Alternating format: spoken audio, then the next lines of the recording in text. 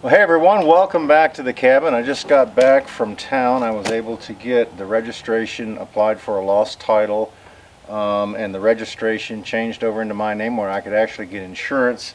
So now I can drive the vehicle and I don't have any worries about that. Now I know that there's a lot of people on the road that drive without insurance, but I definitely would not do that. For one thing, you know, it's the right thing to do. That way if you have an accident, not only are you covered, but then the other person is covered as well. But, you know, it's the law too, you know, so I don't purposely try to go around breaking the law. But I did not want to take it anywhere without having the title in my name and having insurance. Although his insurance didn't actually run out until December. But, you know, that doesn't do me any good, right?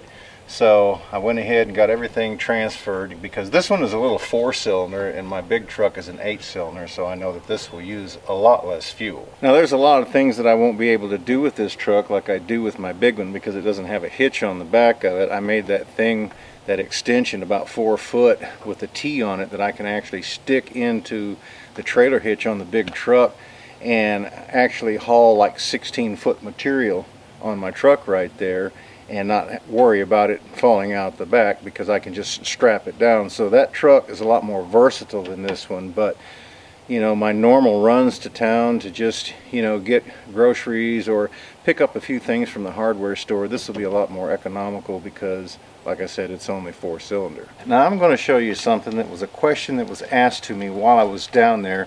Whether or not it was going to make a difference in the price, I don't think so. But I'm going to show you something. I'm going to try to limit what I say, but I'm going to show you something that was asked to me when I was trying to get the tags.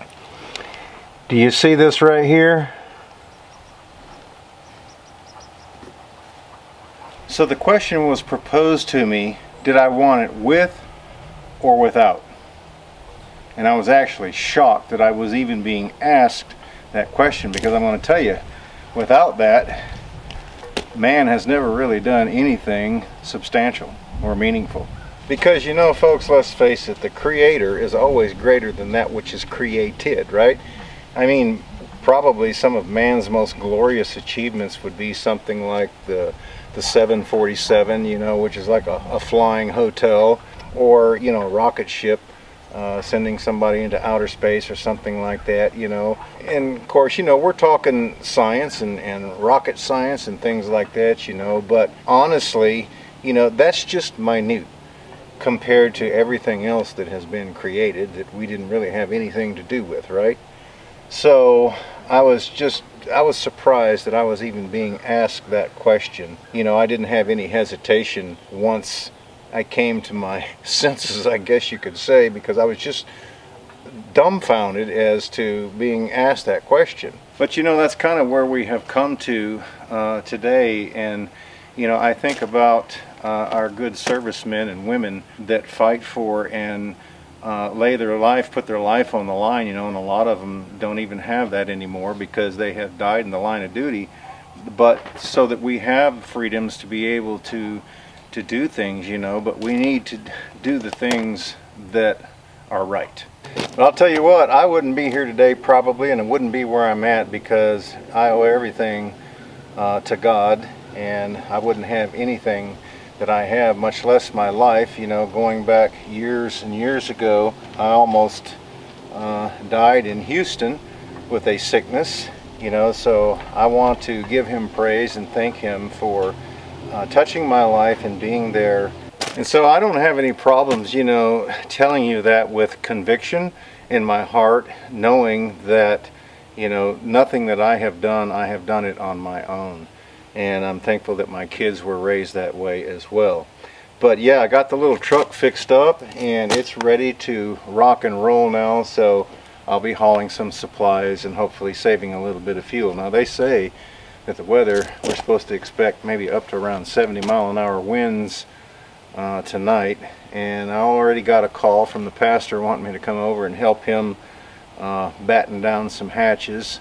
So I'm going to go around today making sure that I got everything tied up so it doesn't fly away, and just hopefully the wind will be in the right direction where it won't blow any of the trees down on anything we've got going on up here. Now, in last week's video, I talked about those 3 remaining trees and how I was going to have to take those down.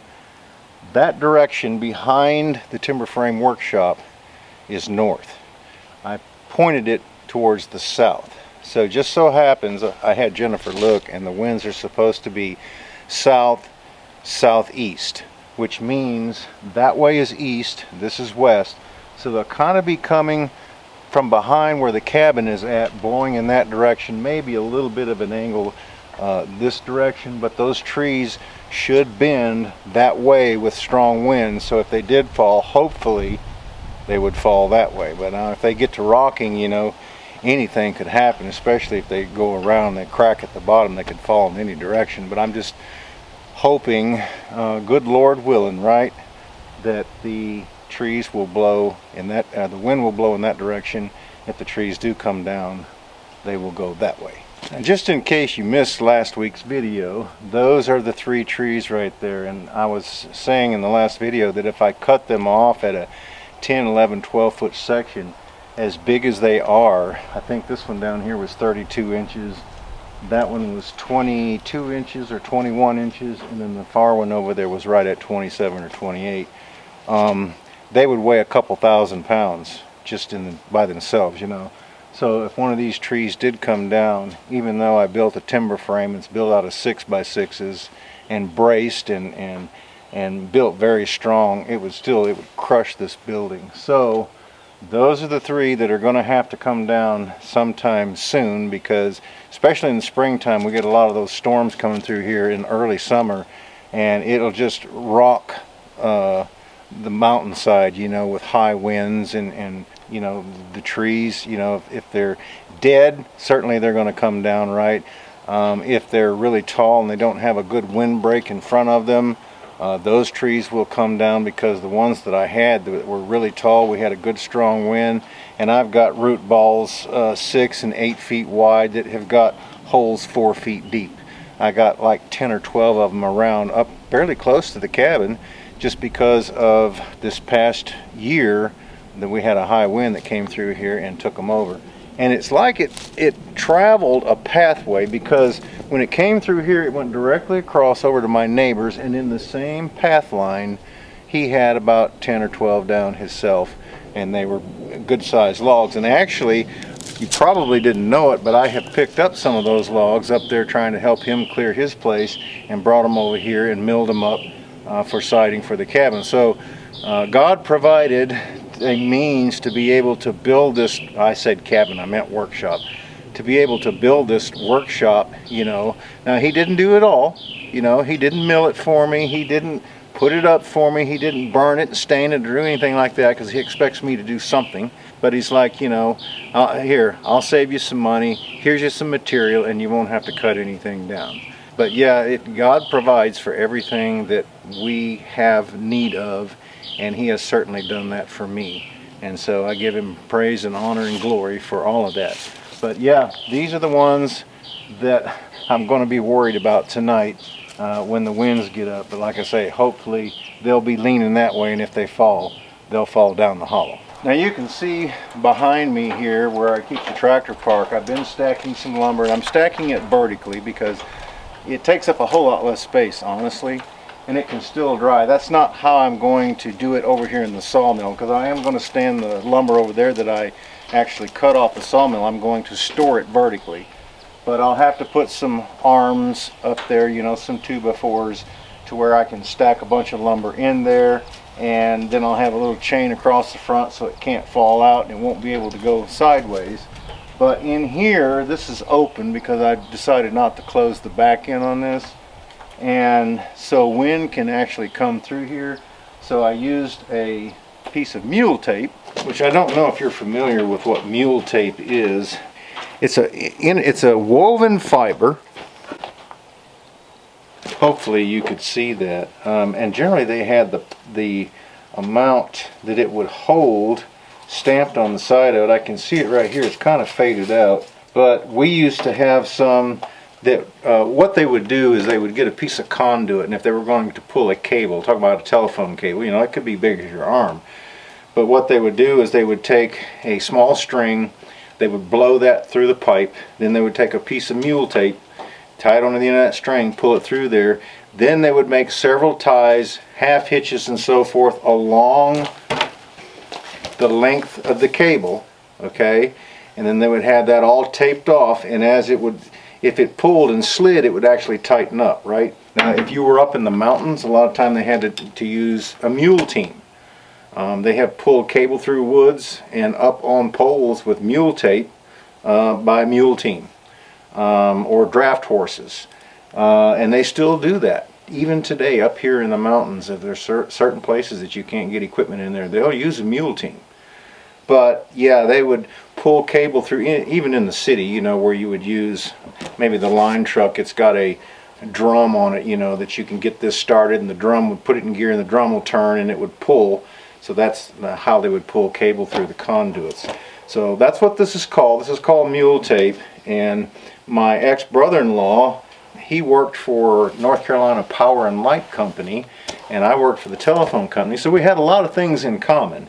And when I was up there picking up, actually this stove, when I was up there picking this wood-burning stove, I seen that, and he had quite a bit of it. And I said, hey, how about jerking me off several feet of that mule tape? I haven't had any of that in a long time. So he did, and you can see that I've got the wood tied up here with that mule tape. And basically all I wanted to do was keep the wind from it falling over on the tractor or anything. It can't fall this way because I got a brace.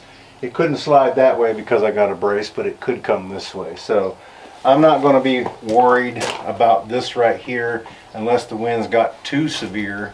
You know, I might have to come down and double up on that. Not that this would break, just once you get all of those going, because, you know, I only got it hand tight, right?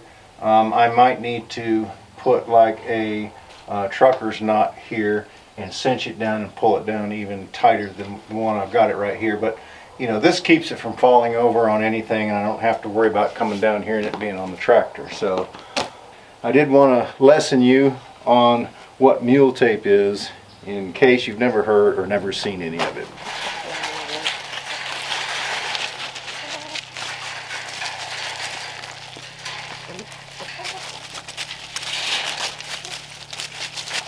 Well, I had to come up here and feed the chickens. You know, it's been, I don't know, probably 3 or 4 weeks since they laid any eggs. A while ago I went in there and I got 2 eggs.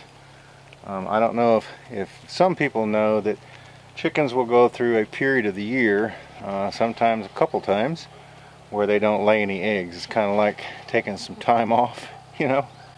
I mean, you can imagine your wife having children and wanting a little bit of vacation before she actually has another, right?